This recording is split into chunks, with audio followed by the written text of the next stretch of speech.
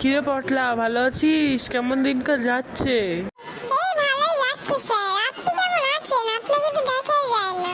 হ্যাঁ হ্যাঁ, এই বসেই আছি বাড়িতে। কয়েকদিন হলো চাকরিটা ছেড়েছি, আমি রিটার্ন করে নিয়েছি। এখন আর চাকরির বয়স আছে বল যে তোদের আবার টিচারি করব? হ্যাঁ স্যার, বয়স তো কম হলো না। আমরা যখন স্কুলে পড়েছি তখন আপনার বয়স ছিল 50 বছর। হ্যাঁ হ্যাঁ রে পচা। তা তুই কি এখন চাকরি বাকরি করছিস?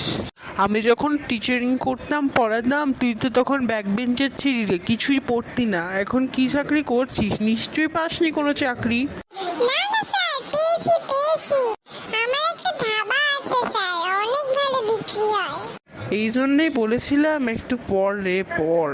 তুই জানিস বল্টু এখন 3 লাখ টাকা চাকরি করছে, এত ভালো ইনকাম ওর, কি আর বলবো। তুই ভালো করে পড়াশোনা করলে তোরও হতো। কি রে বাচ্চা, এখন থাল বাসনগুলো মেজে দেবো? আরে স্যার, আপনি কখন এলেন? বসুন।